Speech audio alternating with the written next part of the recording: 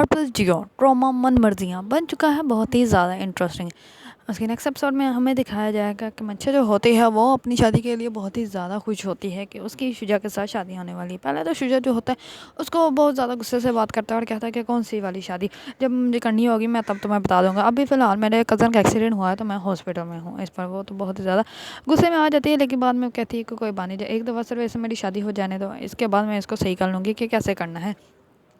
दूसरी तरफ मंशा जो होती है वो ज़ारा को बहुत सारी बातें सुनाती हैं कि तुम्हारे तो खून में ही ऐसा शामिल है लोगों को अब वड़गड़ाना, लोगों को अपनी तरफ करना है। इस पर मंशा ज़ारा जो होती है वो भी मंशा को बातें सुना देती है, तो इस पर उसकी माँ आती है उसके मुंह पे थप्पड़ मार देती है। इस पर ज़ारा जो होती है वो बहुत ज़्यादा गुस्से में अपने कमरे में चली जाती है और रोना स्टार्ट कर देती है।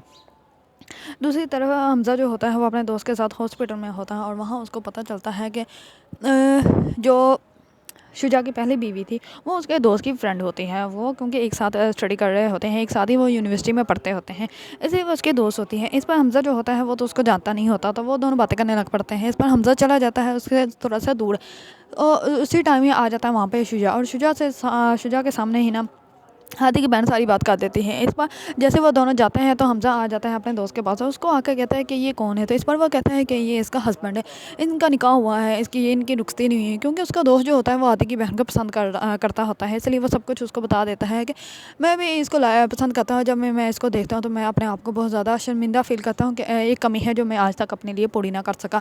इस पर जो हमज़ा होता है वो उसको तो नहीं बताता कि ये शुजा जो है वो मंशा के साथ भी शादी करने वाला है, वो भी आज ही। लेकिन वो कहता है कि जिस दिन तुम्हें पता चल गया तुम्हें इससे भी ज़्यादा अफसोस होगा। वो उसको कहता कुछ नहीं और वो घर आ जाता है। घर जैसे ही आता है तो ज़ारा जो होती है वो मंशा की ज्वेलरी और ड्रेस देखकर उसको बातें कर रही होती है कि बहुत ही प्यारी है और बहुत ही ज़्यादा महंगी भी। तो इस पर वो कहती है कि हाँ थैंक यू।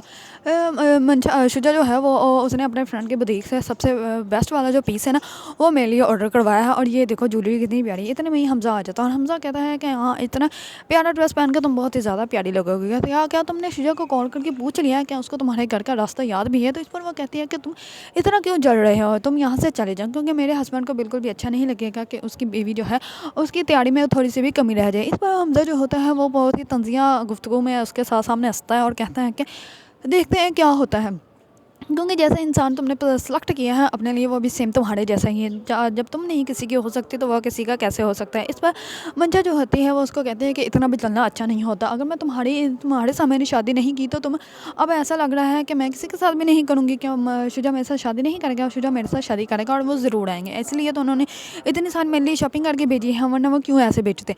इस पर मंशा जो होता है वह कहता है हाँ बिल्कुल। इस पर मंशा जो होती है वो ज़ारा को कहती है कि अब मुझे पता है हमज़ा के बारे में, हमज़ा ने जानबूझ के घर में आग लगाने वाला प्लान किया है, अब तो सारी ज़िंदगी तुम्हें एक अंगूठी के लिए भी तरस आएगा। तो इस पर वो हंसने लपड़ती है और कहती है कि हाँ बिल्कुल तुम्हारी ज्वेलरी तो बहुत ही ज़्यादा प्यारी है। इस पर वो कहती है हाँ थैंक यू, बिल्कुल बहुत ही ज़्यादा प्यारी है। इस बार मंशा जो होती है वो हमज़ा के पास आती है, ज़ारा वहाँ से चली जाती है, तो वो अगर उसको कहती है क्या क्या तुम मेरे पीछे चिपकू की तरह पड़ गए हो, तुम्हें अब मुझे छोड़ देना चाहिए, ठीक है ना, तुम्हें अब मुझे बिल्कुल भी याद नहीं करना चाहिए, क्योंकि अब मेरी तुमसे शादी कभी भी नहीं हो सकती और मैं तुमसे शादी कभी करना भी नहीं चाहती। अगर मेरी तुमसे शादी नहीं हुई तो तुम अभी भी क्या मेरे पीछे ही पड़े रहोगे, चिपकू कहेंगे मेरी जान छोड़ दो। ये कह के वो वहाँ से चली जाती है।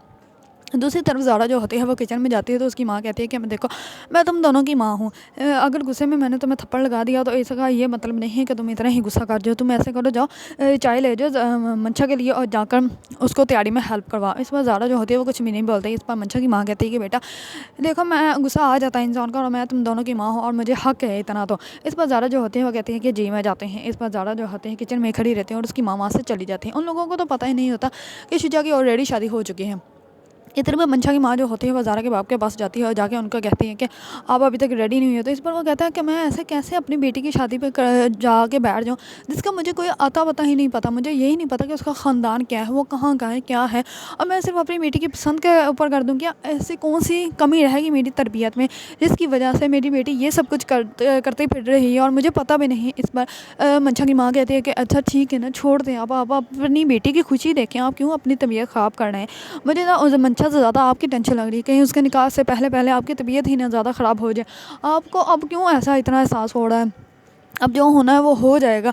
अब आपको सिर्फ अपनी बेटी की खुशी देखनी चाहिए। वो अभी भी ये नहीं समझ रही कि उसकी बेटी जो है वो गलत फ़ैसला करके बैठी हुई है, जबकि मंशा का बाप जो है वो अच्छी तरह समझ चुका है कि उसकी बेटी ने गलत फ़ैसला किया है। इस पर मंशा का बाप कहता है कि कहीं ना कहीं हमारी तरबियत में कमी ही रह गई होगी, वरना ये सब कुछ आज ना होता।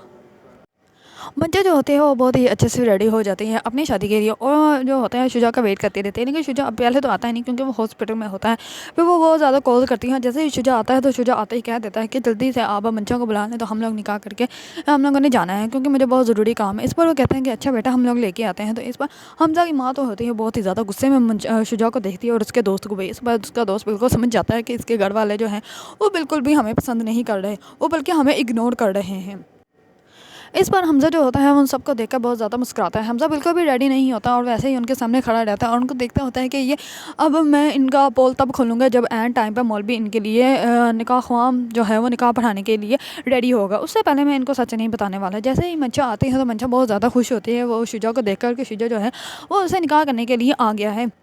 इस बार मंशा की माँ कहती है कि आपके ददू अब ठीक है, उनकी तबीयत अब ठीक है। वो कहता है कि हाँ अब वो ठीक है, क्योंकि शुजा ने झूठ बोला था कि उसके ददू की जो है ना तबीयत ख़राब है, जिसकी वजह से वो नहीं आ सकते। इसी वजह से वो सारे पूछते हैं तो वो झूठ बोल देते हैं उनके साथ, क्योंकि उनको तो कुछ हुआ ही नहीं, उनको तो बल्कि पता ही नहीं था कि इसकी शादी भी हो रही है।